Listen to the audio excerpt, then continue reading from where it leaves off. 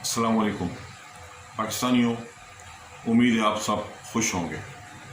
कल मैंने खबर पढ़ी, बल्कि 3-4 दिन पहले, कि एक खातून को इस्लामाबाद में उससे ज़्यादती की गई और फिर उसकी लाश को दरख्त से लटका दिया गया। क्या हम जानवरों के माशरे में रहते हैं? याद रखिएगा, हम सब ख़तरे में हैं, हमारी जानें ख़तरे में हैं। किसी की जान महफूज नहीं है, चाहे वो पैसे वाला है, चाहे अमीर है, चाहे पुलिस वाला है। उसकी वजह यह है कि बाहर हमारे माशरे में लाकानूनियत है।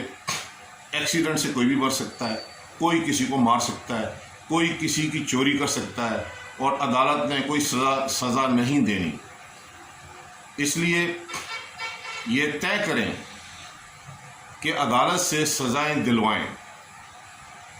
इस वक्त 21 लाख केस अदालतों में पड़े हुए हैं जो फैसला नहीं हो रहा, लेकिन इनके फैसले कौन करेगा? इनके फैसले करेंगे जज। जो पाकिस्तान में 4000 जजेस हैं, ये सबसे कीमती इंसान हैं जो ट्रेंड हैं, क्वालिफाइड हैं कि फ़ैसला कैसे किया जाएगा। लेकिन जब इनके सामने हक़ाइक़ नहीं रखे जाएंगे तो ये फ़ैसला नहीं करेंगे, और किसी के साथ ज़्यादती हो जाए, ये नहीं होना चाहिए। लिहाजा ज़रूरी है कि हम आम आवाम, हम सारे इसमें दिलचस्पी लें और हम जाएं अदालतों में। अपने केस के लिए नहीं, अपने केस के लिए तो जाना ही है। जो बाकी ज़माने के जो केसेस हैं, आप उनमें सब जाएं, अदालतों में जाएं, बारियां लगाएं, अपने अपने इलाकों में अदालतों में जाएं, वहाँ केस सुने कि केस कैसे पेंडिंग पड़ा हुआ है, कैसे फैसला नहीं हो रहा।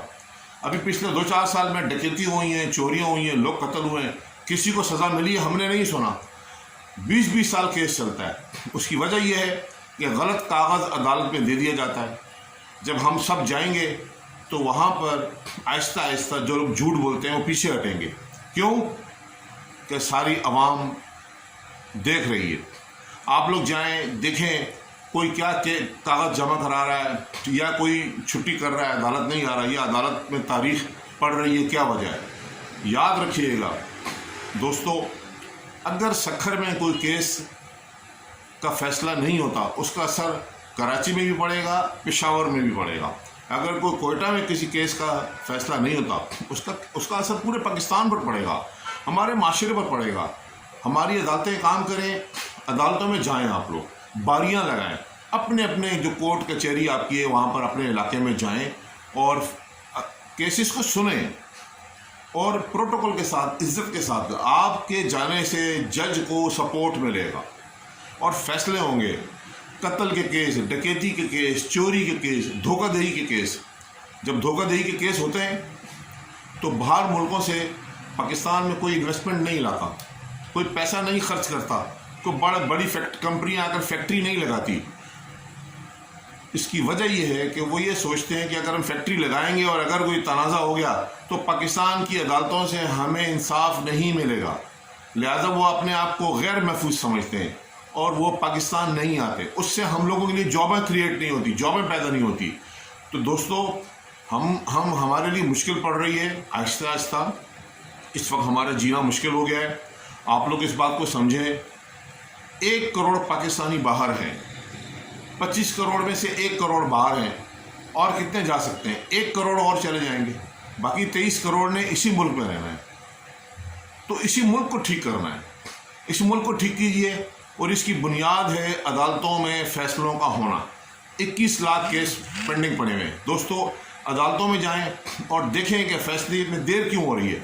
जब आप जाएंगे तो वहाँ पे जो मुख्तलिफ किरदार हैं, जो झूठ का सहारा लेकर केस को लंबा करते हैं, वो नहीं कर सकेंगे। आप लोग जाएं अदालतों में हाज़िरी लगाएं और जज साहिबान को वैल्यू दें, उनको वैल्यू करें। वो हमारे लिए बहुत अहम लोग हैं। आप अदालतों में जाएं। कुरान करीम में अल्लाह का हुक्म है कि ए ईमान वालों, इन अल्लाह के साथ खड़े हो जाओ इंसाफ के लिए।